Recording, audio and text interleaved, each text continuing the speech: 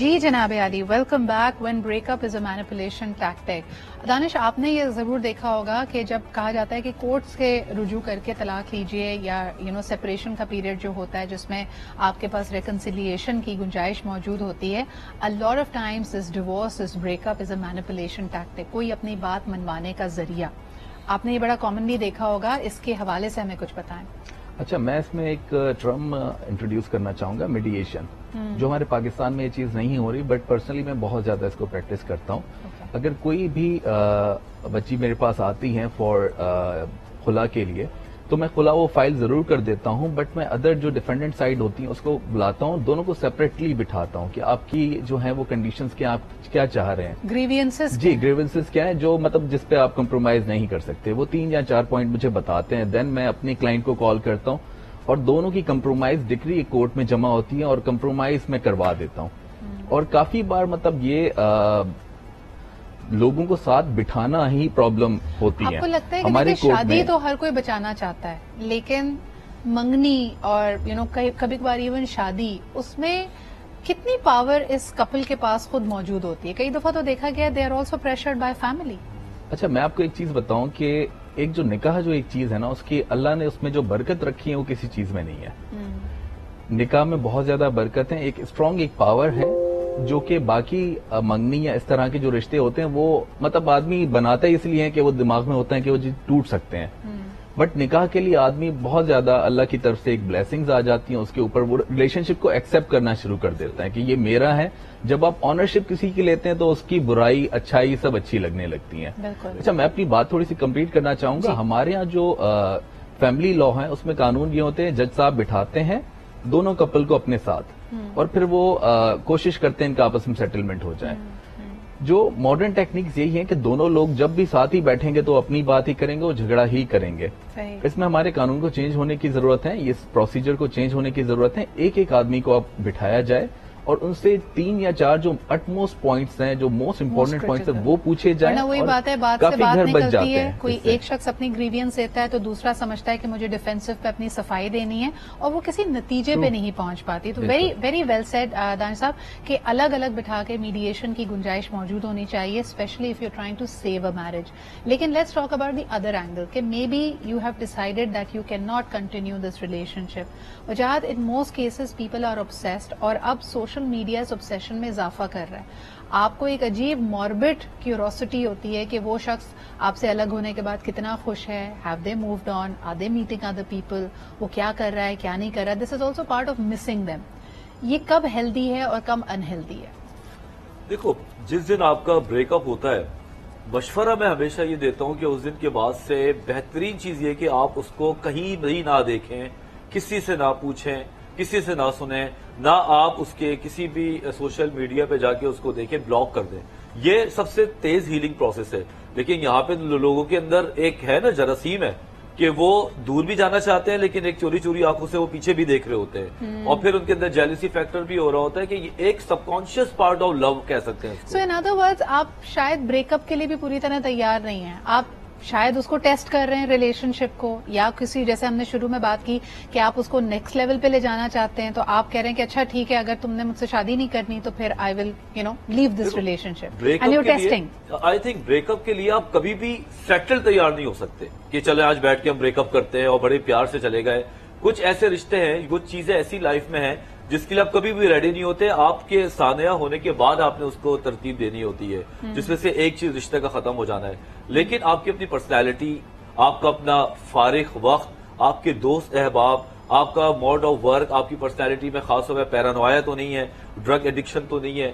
یہ چیزیں اگر آپ کی ہوں گی تو پھر آپ پیچھے مڑ کے چھپ کے دیکھتے رہیں گے. یہاں تک کہ لوگ بار پیچھے دکھا کے اپنی خوشیاں اس لیے کر رہے ہوتے ہیں تاکہ وہ پیچھے دکھا کے دوسرے کو دکھ دے سکے. ایکسٹریم تھنگز، یعنی اپنے دوستوں کے پروفائل سے جا کے اگلے کا پروفائل چیک کرنا، فیک آئی ڈیز بنانا.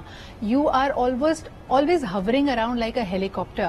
آمنا، یہ جو انہیلدی obsession ہے اپنے ایکس کے ساتھ، جہاں آپ بڑے لمبے عرصے تک، ہو سکتا ہے کئی مہینوں تک، کئی سالوں تک یہ ایکسپٹ ہی نہیں کر پا رہے کہ آپ کا رشتہ ختم ہو چکا ہے، اس پہ آپ کیا کہیں گے؟ اس میں میں یہ کہوں گی کہ دیکھیں اس پہ یہ پروسیس ہی ہے نا, آپ کو اپنے آپ کو پہلے تو ہیلنگ اور گریونگ کے لیے ٹائم دینا پڑے گا, اور جب وہ گریونگ کا ٹائم ہو جائے تو ضروری نہیں ہے کہ آپ کو سالوں سال لگ جائیں. آئی مین پریکٹسز ہیں اس طرح کی ٹیکنیکس ہیں جو آئی تھنک NLP میں بھی بہت زبردست ٹیکنیکس ہیں جس میں آپ کو ایک فیسیلیٹیشن مل جاتی ہے through hypnosis also through other techniques that makes your life easier. And یہاں میں بات کہنا چاہوں گی کہ آپ جو کہتے ہیں نا it takes time to heal, it's not the amount of time that you are giving, it is that decision that you make in that time, and that time can be moved forward, like it can.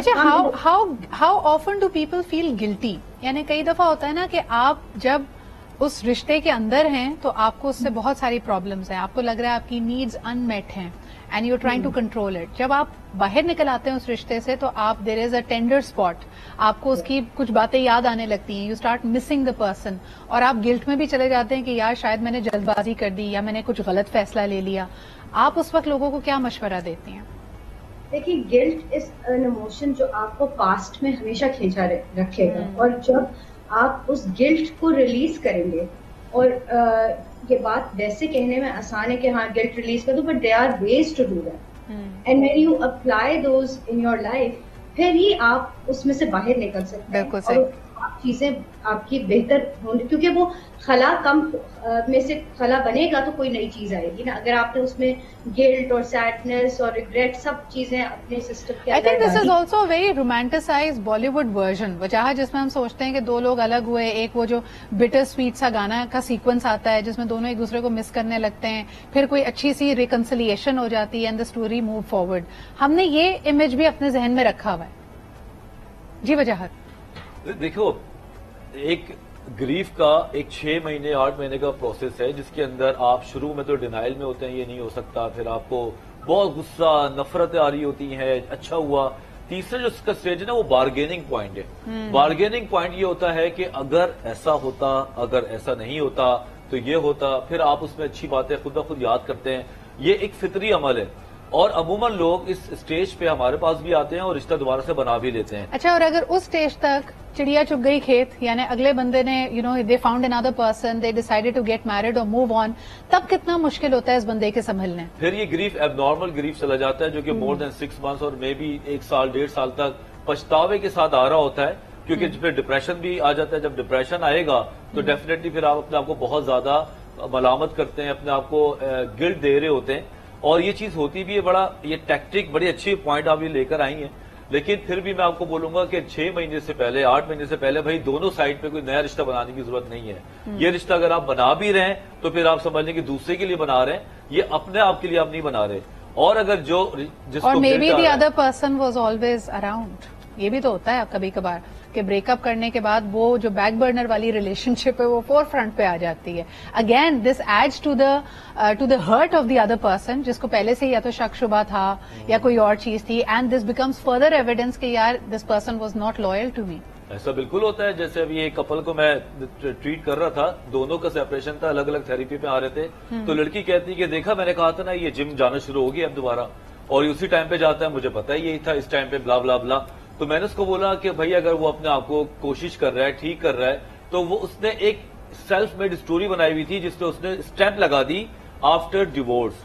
تو یہ چیزیں ہوتی ہیں, لیکن جب آپ کو شک آ جائے اور مستقل ارریشنل تھاٹس آ جائیں تو پھر اس کا علاج نہیں ہے. واٹ از دا ہیلدیسٹ وے؟ اگر کوئک ٹپ کوئی دو لوگوں کو, جیسے آپ نے پہلے بھی اسٹیپس بتائے تھے, لیکن one tip, if somebody is hurting right now because they have just had a recent break up, ایک صلاح جو ان کو دینا چاہو وجاہت.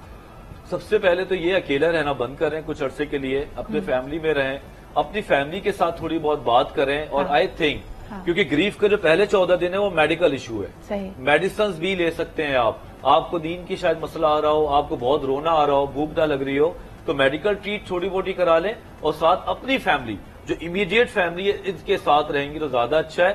ان دنوں میں اگر آپ باہر جا کے باتیں کریں گی تو ہو سکتا ہے اگلا دولہا یا دلہن آپ کی انہی دوستوں میں سے نکلنے والی ہو یا ریلیشن شپ بننے والا ہو. آپ بہت ولنریبل سٹیج پہ ہیں, اس وقت کے لیے وہ ڈیسیژنز بھی آپ کے دیر پا نہیں ہوتے اگر آپ نے یکایک سوچ لیا. اچھا, ایک بڑا کامن اس کا آبسیشن کا طریقہ یہ ہوتا ہے کہ بریک اپ کے بعد فوراً لڑکیاں رخ کرتی ہیں سیلون کا, اور بال اگر اس کو لمبے پسند تھے تو بالوں کو کاٹ دو, بالوں کا رنگ تبدیل کر لو. And you know at times I have seen the beauty salon owners asking them کہ آر یو شیور آپ یہ اتنا ڈراسٹک ایکسٹریم چینج اپنے اندر لانا چاہتی ہیں. لیکن یہ سب ایک پروسیس کا حصہ ہے. سیلف ہارم سے بہت بہتر ہے اس طرح کی ایکسپیریمنٹنگ کرنا, لیکن آپ کی تھنکنگ فوگی ہوتی ہے. بہت بہت شکریہ. اس وقت آمنہ ہمارے ساتھ موجود تھیں, وجاہت ہمارے ساتھ موجود تھے, دانش سومرو ہمارے ساتھ موجود تھے. اٹس اے پروسیس جی, trust the process, manage your emotions, make healthy choices for yourself, and at the end of the day be self loving. That's the only thing we want to leave you with. اسی کے ساتھ مجھے اجازت دیجیے, کل ملاقات ہوتی ہے. خدا حافظ.